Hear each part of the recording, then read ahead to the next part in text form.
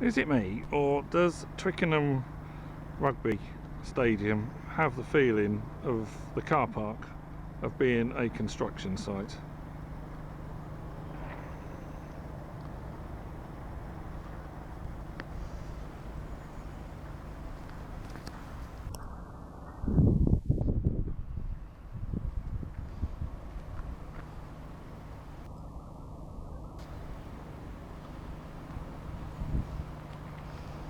I think you take your life into your hands when you park your car here.